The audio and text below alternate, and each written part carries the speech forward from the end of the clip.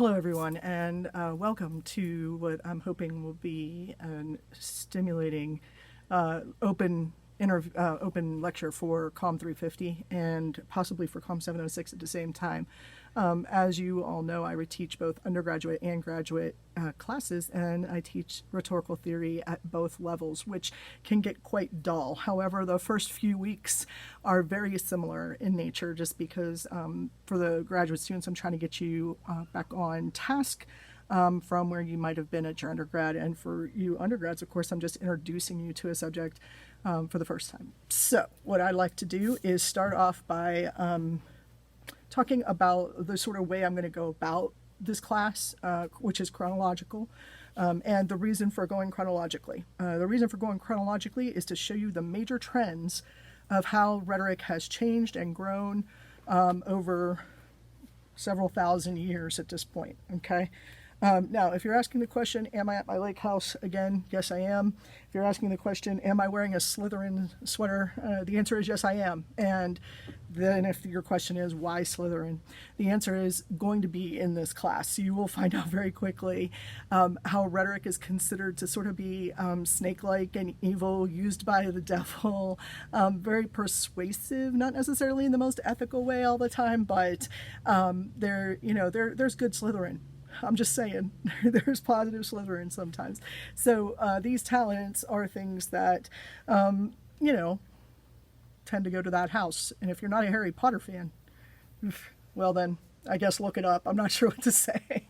So let's get into why I would be considered a Slytherin just because I practice rhetoric. That's not the only reason, but that's definitely part of the reason. So let's try to start somewhere with a good starting point, because one of the things I find is if I say to you, hey, there's 1,000 definitions of rhetoric, go out and find one for yourself, that you all sort of freak out a little bit. And that's not a good way to learn about something. You need a starting point. So the starting point that we use goes back to almost the beginning of our knowledge of the study of rhetoric, to Aristotle in approximately 400 BCE, approximately. And his definition, because literally he wrote the book called On Rhetoric, seems like the good one to start with, right? So what is his definition? He says that rhetoric is the art or skill of knowing in any particular instance all the means of persuasion. Well, that's fantastic. Let's break that down a little bit. There's 3 parts to it.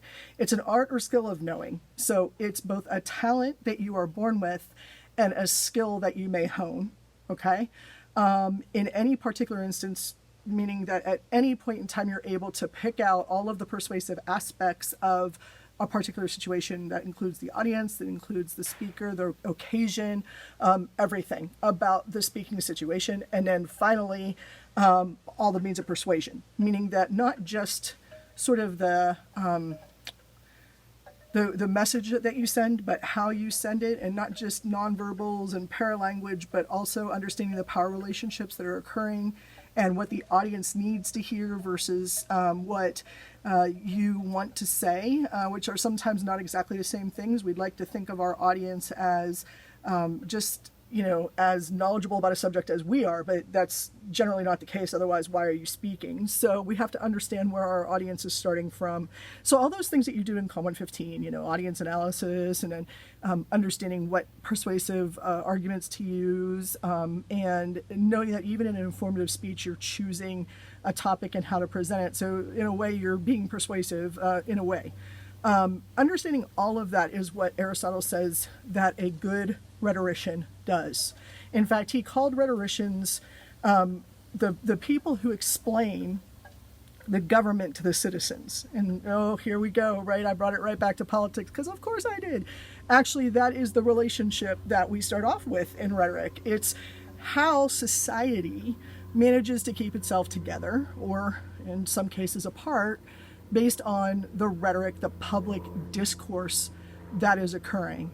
Now, in our world, the president is generally setting the tone of the rhetoric, the tone of our public discourse, and sometimes there's disagreement with that, sometimes there's agreement with that.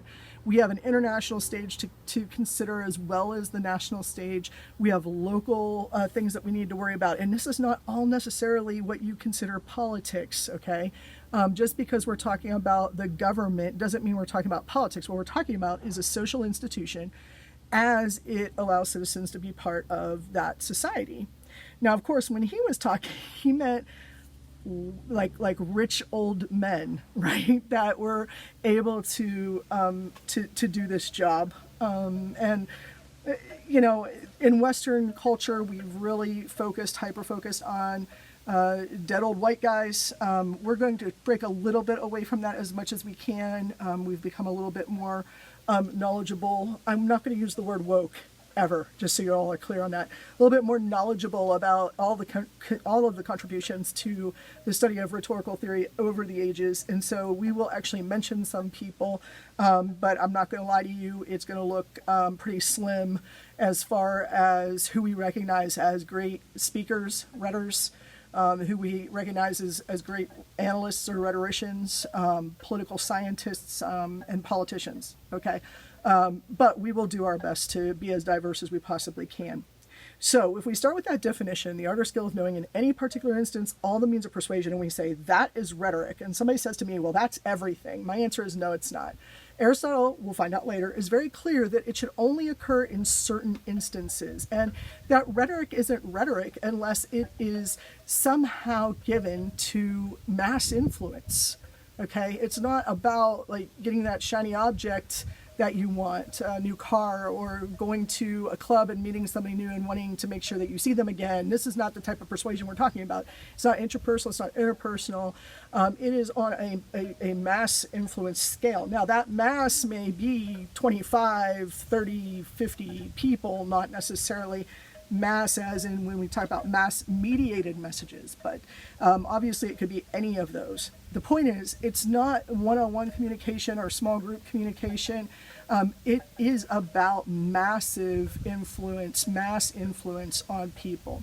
So that is one very important distinction. When people say to me, oh, well, you just teach persuasion, what's the difference? No, there's a very, very, very big gap between what I do as, I don't know, a Mary Kay consultant versus teaching versus giving a speech at a social movement or a political rally. Those three things are very, very different, not just because of their setting, but because of what we're aiming to do. And rhetoric has a very specific place in that third part, but not in the first two at all. But there is persuasion there. So that's a couple of distinctions that you can make between persuasion and rhetoric. Now, how did that change over time, and why is that important? Things morphed over time, long periods of time. You could not do this like in short order, so to speak. We can't pick a year out and say, well, this was the year that rhetoric did this, right? We're talking about like a sort of generational replacement of ideas, and therefore a generational replacement of what rhetoric was about and who got to control it, so to speak. So we go back to about 500 BCE. Now, for those of you who are used to the BC, AD sort of distinctions, the before Christ and Anno Domini distinctions, I have adopted the new numbers. I've adopted the new names and numbers, I guess, of BCE and CE, which is before the Common Era, and then the Common Era, as part of the way to recognize that, you know, hey, not all of us are Christian. Some of us may be, but that doesn't mean that we should say BC and AD. So we've changed that a little bit. And actually, that's kind of a big deal, right? Like, that is universal. That is it's worldwide. And so not everybody has adopted the new way of saying that. And that's okay. But it takes time. I mean, it takes a long time for these things to change, for language to change. And you might say, well, there's a word of the year every year. That's true, but that doesn't mean that it's changed. I mean, using the word like, oh man, that's so bad, meaning that's so good, that kind of went out in 1994, I think, or earlier, right? Just because it became something in the 80s doesn't mean it's something that we still use today. At least I don't think we do. Do we? I'm confused on the whole good, bad, sick thing. I don't really know how it works. So how did this happen? Well, if we go back to 500 BCE, roughly, and we start to look at some of the classical Greeks, the classical Greeks really were interested in the relationship between, like, sort of how we maintain and become a society and how the citizens are a part of that, and how the leaders develop and why we do what we do in order to maintain a sort of social order or social system. So really, they were interested in that. But before they wanted to explore that, they said there's something more important that we need to know, which is what is truth? If somebody stands up and says this is true, how do we know that it's true? Or more importantly, how do we discover that truth? To say to you that this is not like the coolest Zoom background you've ever seen, but it's actually, the background of where I'm at, it would take a little bit of convincing, right? I would have to do a few things. I mean, first of all, you probably know I'm not very good with technology, and that would be a good sort of a clue. But also I could just like sort of move like this, and you can see that there's a deck here, and these kinds of things don't appear on Zoom things. I can also move so that you can see. All right. So I can use both evidence and reasoning to demonstrate to you that this is a real background and not in a real, like in front of a real lake, if we want to call it real. Is real okay? In front of I'm sitting on a deck, and I'm nowhere near the university.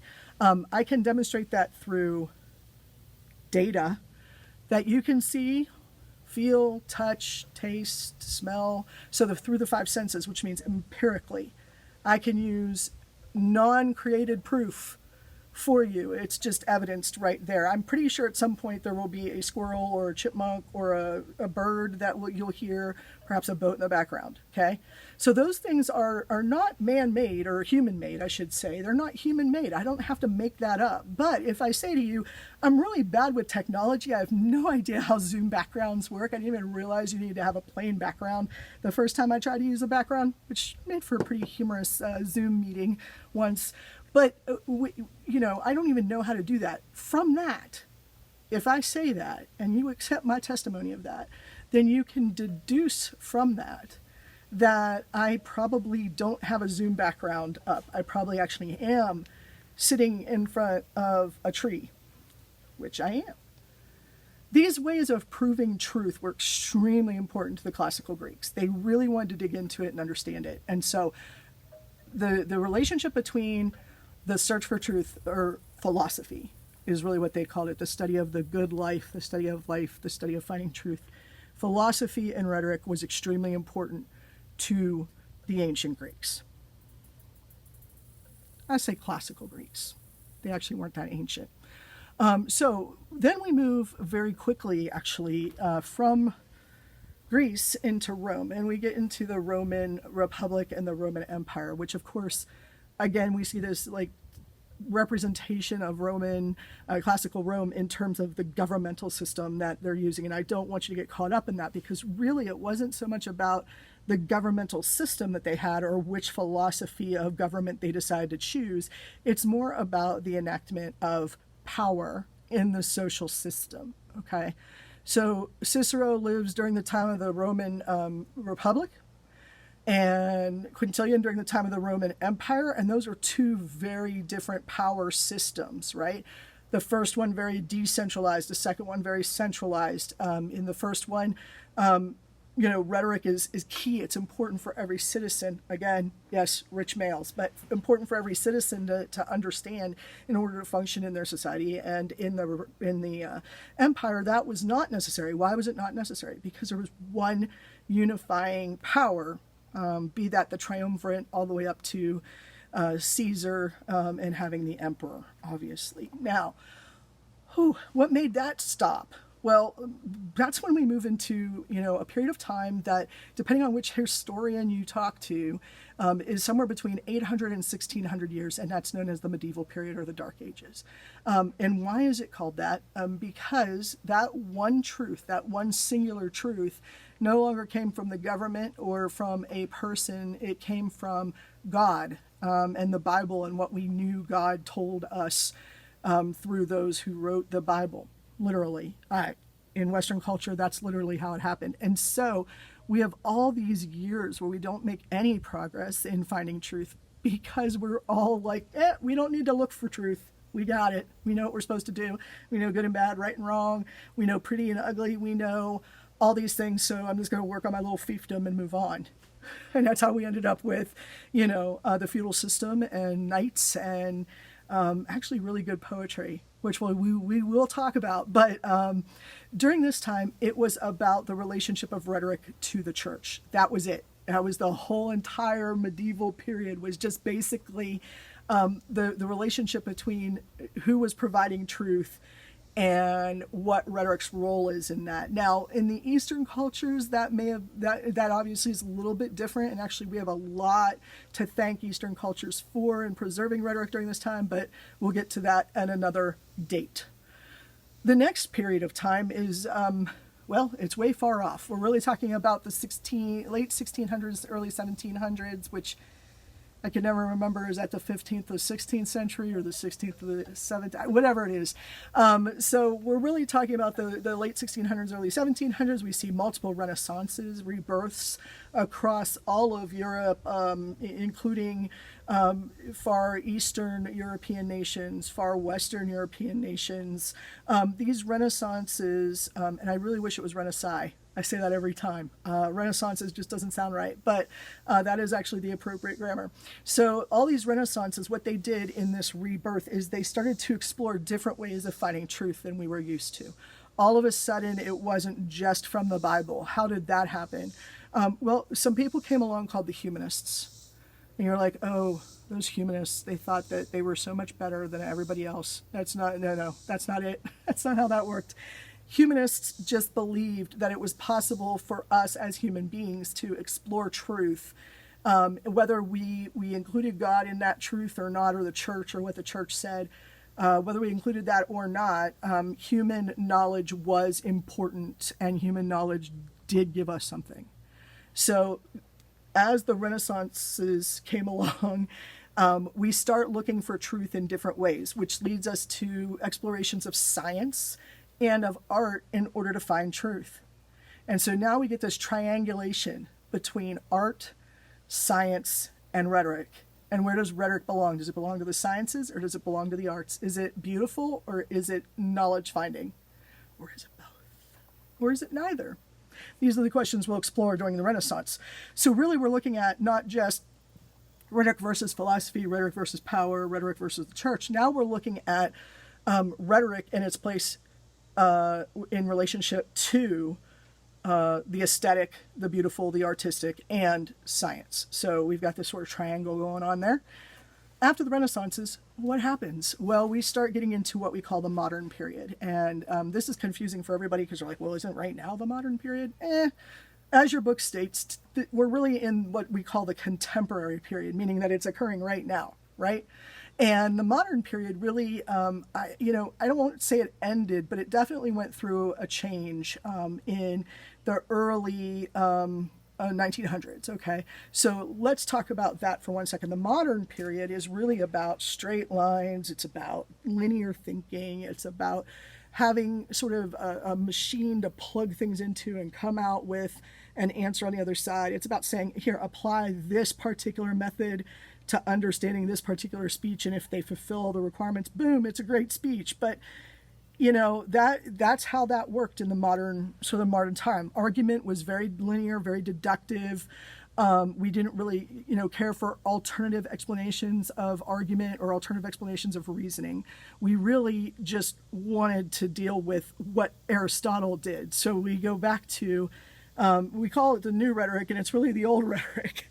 This idea of neo-Aristotelian, new Aristotelian ideas, where we take Aristotle from 500, 400, 300 BCE and move it into really the 18 and 1900s. Okay, so that's important because the modern period, there was a reaction to it, of course, as we all know, the terrible word postmodern. Which somehow implies it came after modernism, but it didn't. They actually coexist. Modernism and postmodernism sort of battle it out all the time. This idea of the individual over the community, or the community standard over the individual standard, that's a fight we've been having. Postmodernism is about interrupting that linear way of thinking, interrupting that way of thinking that we can find knowledge through linear deductive thought, acknowledging the individual. So really, some people will call this the postmodern era, that there was a modern era and now a postmodern era. No, postmodernism in of itself was sort of a movement, but within a different era. So I think that what I often like to call this period of time between modern, if there is one, between the modern and the contemporary period, I don't call that necessarily postmodernism, but I do call it ideological, which means that we're focusing on the individual. And then we get into the contemporary. And from the ideological through the contemporary, we're really looking at what we call critical theory, the investigation of power, the power of the individual, the importance of individual knowledge, the importance of understanding created and individual truths, and all of those things that come with a mixture of postmodernism, modern thought, and the idea of the individual. Okay, so ideological really is sort of the name of that sort of course of thought. So what do we have? Roughly 500 BCE to roughly 100 CE. We're really looking at classical Greek and the relationship between rhetoric and philosophy. And then we move into the classical Roman times, which we're talking about, about 100 BCE, or I'm sorry, 100 CE. Roughly, these are rough numbers, by the way, very rough. Please don't quote them, and please don't put them on a history test. But roughly 100 CE through roughly 350 CE, we're looking at the Roman period, which was really a struggle between rhetoric and power, or that relationship. And then we move into the medieval period, where we're looking at the church and rhetoric. And then we move into the Renaissances, where we're looking at Renaissance, and we're looking at, we move into, the Renaissance period, where we're looking at the rebirth of science, reasoning, art, and the aesthetic, and rhetoric. So we got those three things going for us. Before we finally get into the modern period, where really we're looking at straight lines, linear thought, models of argument, trying to understand analysis from a very, I won't say computerized. I'm just going to keep going with the word linear, because that's the best word for it. The linear thought process is the only way to think about things, through the ideological stages into what we now call contemporary rhetorical theory and practice. And of course, in 350, we'll be doing some rhetorical criticism. And so you'll get that opportunity to do that this semester. And so let's start there with that timeline. That's the whole entire semester right there encapsulated for you. There we go. Encapsulated for you. And if you have any questions about this particular part of it, I would encourage you to look to the left. I don't know which way is left for you guys. Look to the left on your Blackboard screen and find a syllabus and information. And under there, you will see a typed out timeline for you. And then also, of course, as always, put it up on the discussion board. I'll check it out. I'll answer questions. Hopefully everybody can learn from that. Or, send me a text, or you can email. But again, I'm not great at it. I'm not going to lie to you. So I often say, okay, I'm going to get back to that email, and then I don't. Don't rely on that so much. But I think that if you take those 5 steps, that you'll be able to understand what we're doing every time that you get more new information regarding this class, and hopefully we can all struggle through and make it to the end of the semester with A's. That's our goal, right? Some of you are like, just let me pass, right? But my goal will be to get you to learn something. That's my goal. All right, everybody, I am going to actually go back home now.